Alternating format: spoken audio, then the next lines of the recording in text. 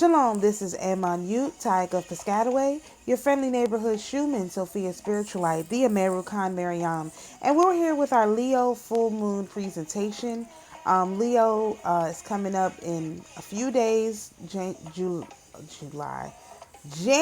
the 25th, and we have a lot to look forward to, so let's get started. Of course, we have here in our PowerPoint presentation the different moon activations. You can see that this Leo full moon is a midpoint for the Leo new moon that was on August the 16th. And so you want to think back to what was going on around August 16th. We were, in the beginning stages of our Restore Daughter Zion fast. And so we should see a real major culmination of that cycle, things being revealed from that time coming up. So this Leo full moon that's happening on the 25th is going to close out its cycle on August the 4th. So between now and August the 4th, you should see a full cycle of what we started with the Leo full moon last year. It should be completely brought into fruition. And then I have here the 2025 cycle so that we can see the Leo full moon in 2025 is actually going to be in February. Everything is kind of pushed back in 2025, so it'll be very, very close to Valentine's Day. So that should be very interesting. All right. So always remember, the new moon is the receiving moon. You want to receive experiences from whatever it is. Full moons are releasing moons. You should be releasing the blockages to the whole house theme. In addition, specifically for this full moon, or perhaps any full moon, we may want to incorporate the Gideon practice that the Hebrew Rose of Jericho, discussed, where you take a jar, basically write on it what you want removed, because this is about releasing or releasing blockages. And then she wrapped it up in 2 paper bags and, knocked it out. And that may be something that you want to incorporate into your full moon practices, particularly Leo full moons. We'll just, I'll definitely be doing a video covering that whole concept, because I think it's fantastic. But I did want to mention it here.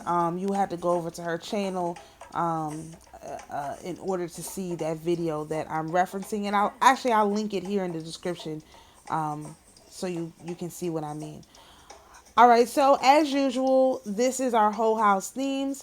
If you are interested in this document, I am going to leave a link to it in the description. I finally got that worked out so people don't have to wait for me for emails, because Lord, by the time I get back to some of them, it's late, and I don't like that. So I finally found another solution. So remember, you have to identify. Everyone has all 12 houses in their chart. Okay. Everyone has to identify what house your Leo is in. So you may have a Leo first, second, third house. That is the theme that we're working on for this month. Now, I didn't do AmaruKhan's like I normally do. I actually totally forgot. So you'll have to forgive me.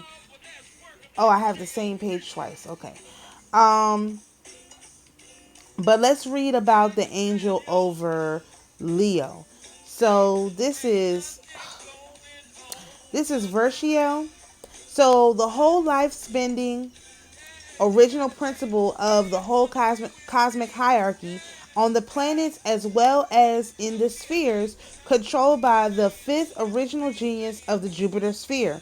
All life in all spheres and on all planets, including our Earth, is directed by him or her, no matter whether life in the vegetable, the animal, or the human kingdom is concerned. Whether man in his physical, astral, or mental body is in question. If the magician gets into contact with this original genius, he will be instructed by him in the highest magic and Kabbalah, which refers to the whole cosmic hierarchy. Versio reveals to the musician, Lord, my Mercury is all out of balance right now. Versio reveals to the magician special methods and practices by which he can get under his control the highest power in the whole cosmic hierarchy. Apart from this, all miracles which can be caused by belief and the power of conviction come under this genius's range of power. So the Leo full moon talks about all life in the whole cosmic hierarchy. Yeah, this is a good time to do the ritual where you demand that people abusing life be removed. And what's really funny, some of y'all may not know, but over the weekend was the March for Life. And the Orthodox Church has a special, prayer that is said in the service so that people understand that life begins at quote unquote conception, even if it is possible that you are not designed until much later. Your life design doesn't come until later. Life actually begins literally at conception, right? So that's very, very interesting. Look, what in the world? Stuff I got rid of. This. I'm going to fix this chart before I share it. Let me just put it that way. This look real crazy. All right. So, the Leo full moon. Now, this should be pretty regular to everyone. Full moons are about write, burn, and releases. So, this is when you would do a write, burn, and release. The statement related to the house your Leo falls in. Burn that with some ancestor money. And then on a yellow candle, ask your angels to assist with what they specialize in. So, depending on what house your Leo is in, you have to cast your chart in whole sign houses for this. If anybody has a problem with that, please let me know. And we'll see what we can do for you. But if you go onto any of the astrology websites, AstroSeek or whatever, and you put in there that you want whole sign houses, it will show you your chart in whole sign houses, okay? And then you'll see which house your Leo is in, and that's the statement that it's related to. So Leo is typically fifth house. So this is I am receives increased access to love, loyalty, passion, pride, charity, pleasures, and entertainment. So that is what overall this energy is, removing any blockages from these things, okay? And then, of course, you can do this in the hour that the is associated with your whole sign house. What I have been doing is I will prepare my candle beforehand, but I light my candle and I burn my whatever in the hour that is associated with my whole sign house. So I prepare everything beforehand. I don't try and squeeze it into that hour, and I just let it sit. And then when it comes time, that's when I move forward with that in the appropriate hour. Okay, and so that this chart is always in the presentations. Okay, so let's see what energies we have at play this Leo full moon. It's very, very interesting. Even down to the saint is really, really, I'm not going to say unusual, but it's really interesting. So the sun is at 5 degrees of Aquarius, and that's Ashtorel. And it says this spirit intelligence represents divine mercy, and by his pleasant oscillation, makes everybody bear his lot more easily. Now, this term oscillation is really interesting because Bardon uses it a lot in this book. And oscillation is literally the sheer willpower that you project onto someone else. It's literally sheer willpower. In his book on is it the Hermetics book? In one of the other books, wherever it talks about the electrical and the magnetic fluids, it talks about oscillation. Very, very interesting. Okay.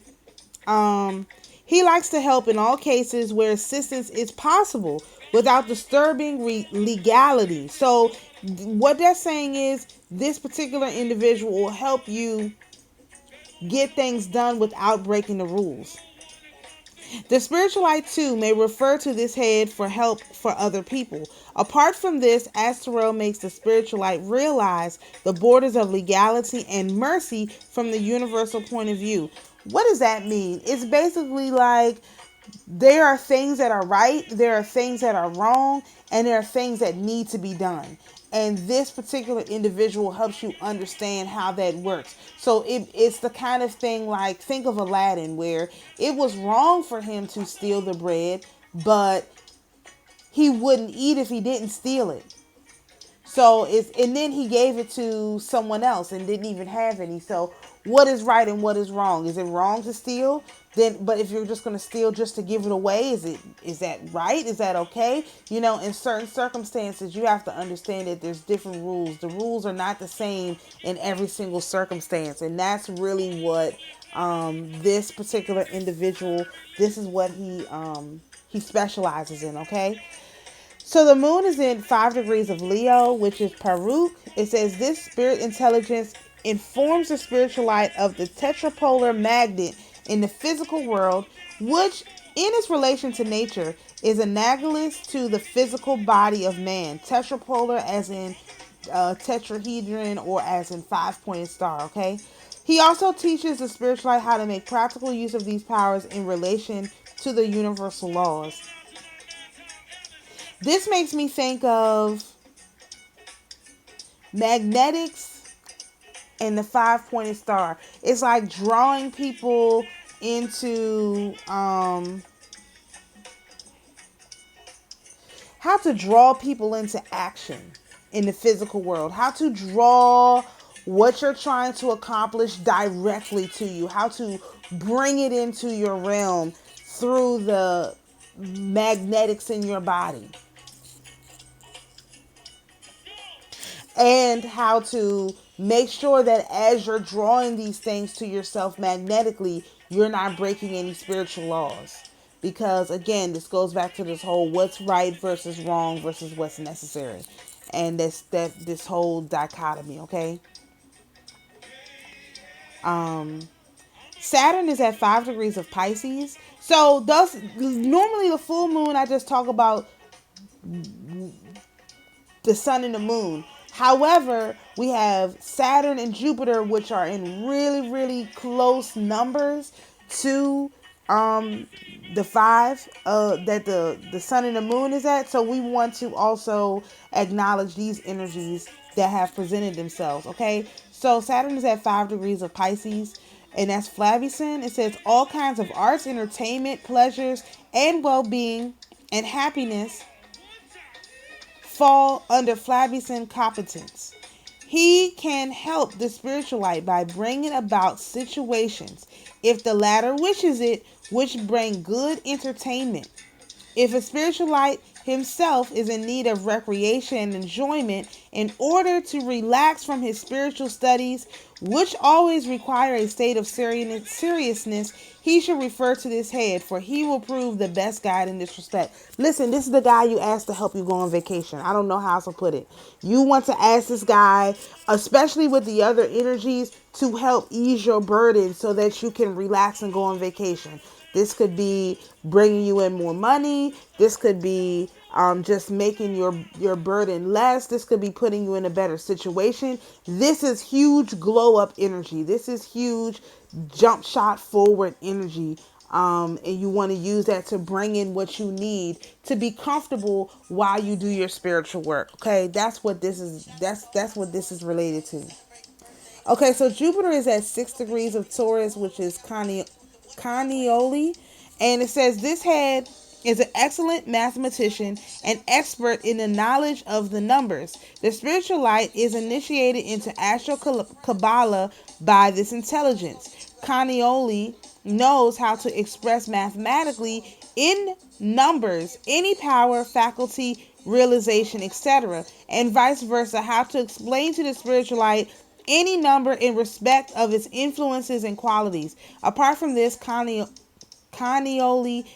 teaches the spiritualite how to make, from the spiritual point of view, practical use of the knowledge gained. Listen, this is the guy you asked to help you win the lottery, okay? Any numbers related, again, numbers, horses, lottery, whatever. This is the guy that you ask, and this is the time that you ask it, especially with the yellow candle. Some of you all may remember, and this definitely was in my regression, so I'm just, flabbergasted. But some of you all may remember that we were told that you had to light a certain kind of yellow candle on a certain day, and you would be able to get a certain thing, as in play some numbers and win. This is the kind of thing that you ask for in this energy.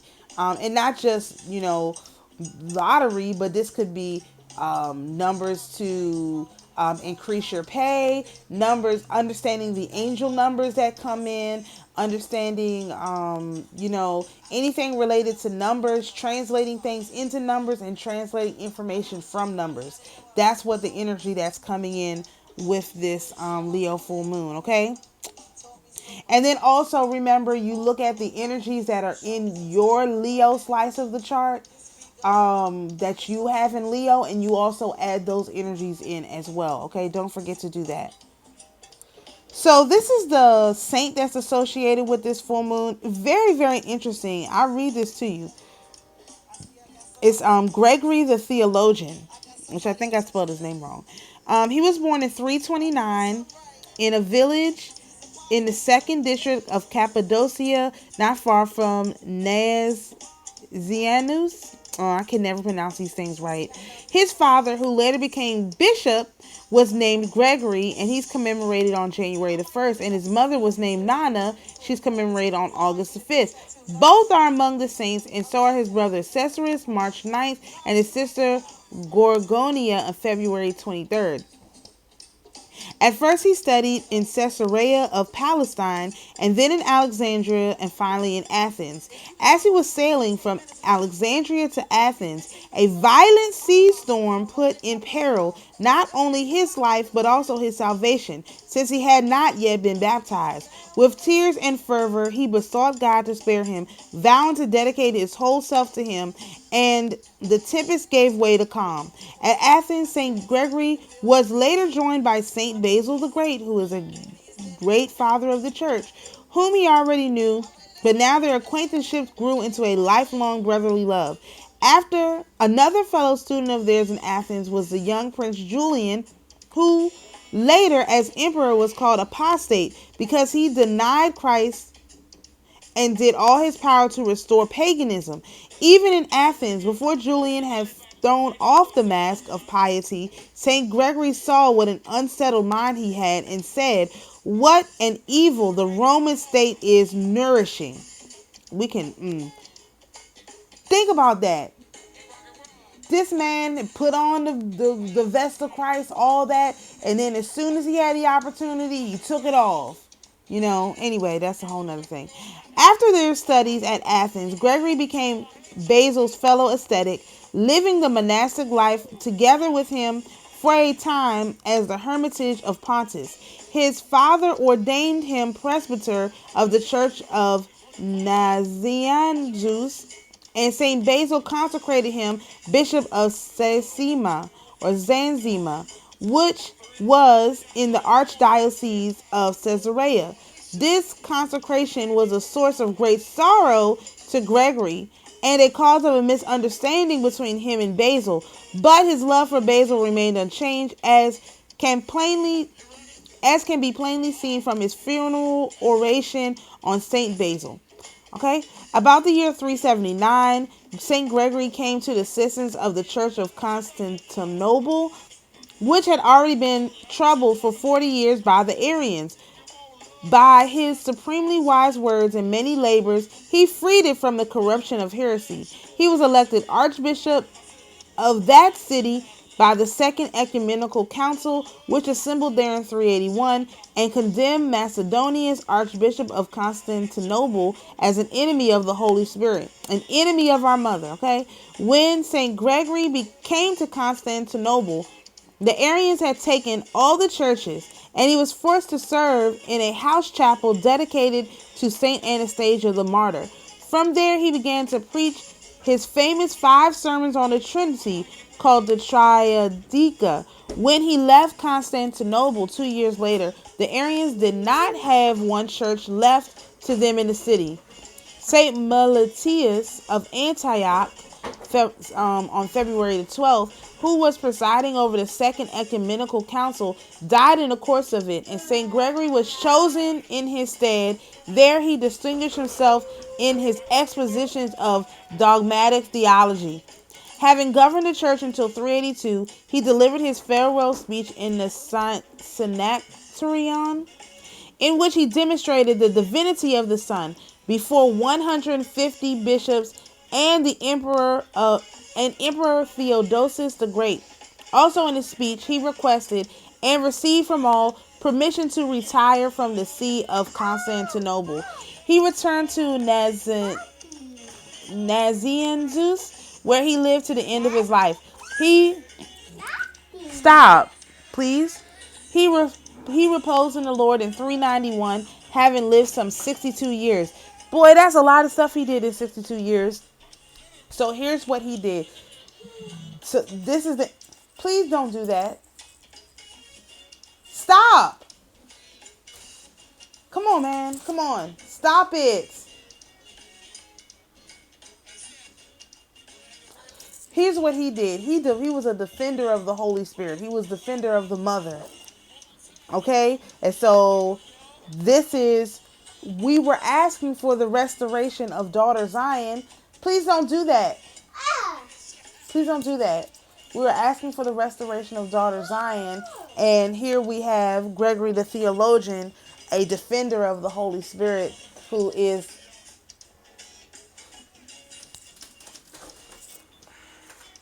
Excuse me, 1 second.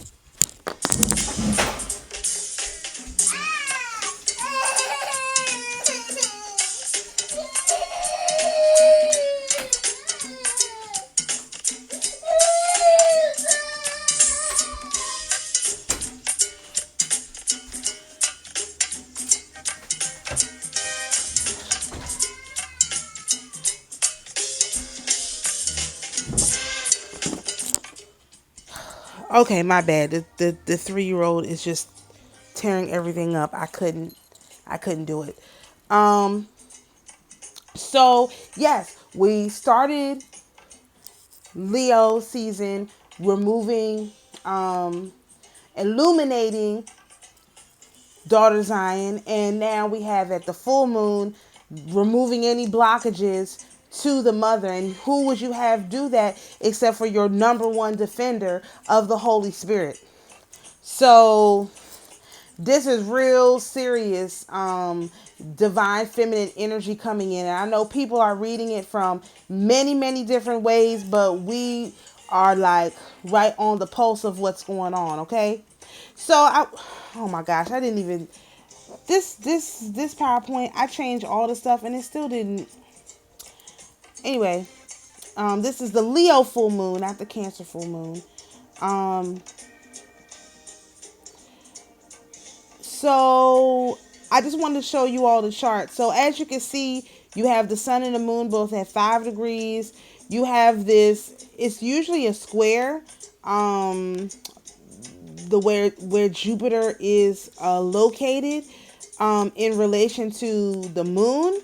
So squares are normally hard aspects, but then you have this conjunction between Saturn and the moon. So it's really interesting energy going on.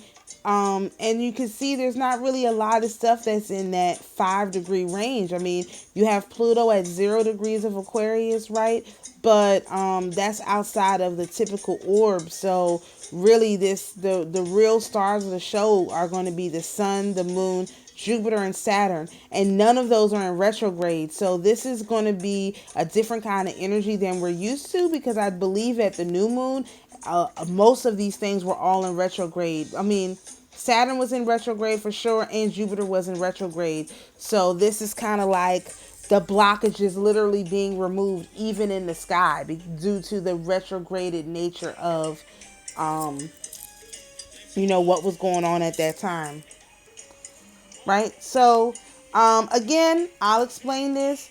This document, I'll remember to add it onto this PowerPoint, because I'm going to clean this up a little bit before I upload it. You will take this piece of paper and you will print the whole thing out, cut it in half. Write the same thing on both sides. One side you use for your right burn and release. The other side you use to keep notes, so you can look back to what you did during this Leo full moon, so that when the Leo new moon comes, you know what to ask for, see how things worked out for you. This is just for tracking purposes. I am still working on some kind of a documentary journal for this, but we're going to have to wait a little bit longer on that, because I'm still working on the functionality of the one that I made, and it's not as functional as I would like it. But for the meantime, you can just hold on to the piece of paper. That's why you write it twice. And remember, this is the one where in that little space at the top, no, it doesn't let me, I thought I had a little laser pointer, but at that space at the top, you would write the name of the leader of the house where your Leo is, and then in the space at the bottom of the paper, that big open space, you will write I am, removes all the blockages to X, Y, and Z, and then list the things that go along with that. Okay. And if that doesn't make a lot of sense, you can go back to my last new moon video and I explain it a little bit better.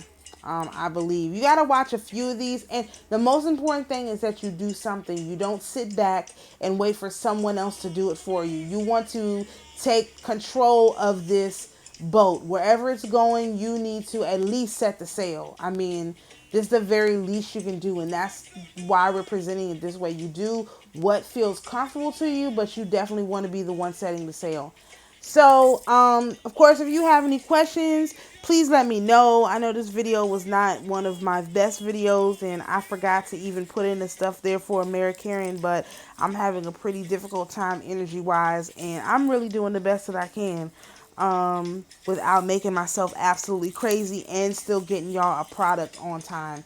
So, anyway, I'm sure once we go back into the private setting, these things will start to go a lot better. But I also feel like doing it publicly is limiting my ability to say what I really want to say. So I'm kind of like not really going to only go so far on certain things, because I don't want to reveal too much, you know what I mean? So next month we'll be doing these in private meetings again, and I think that'll be much, much, much better for everybody.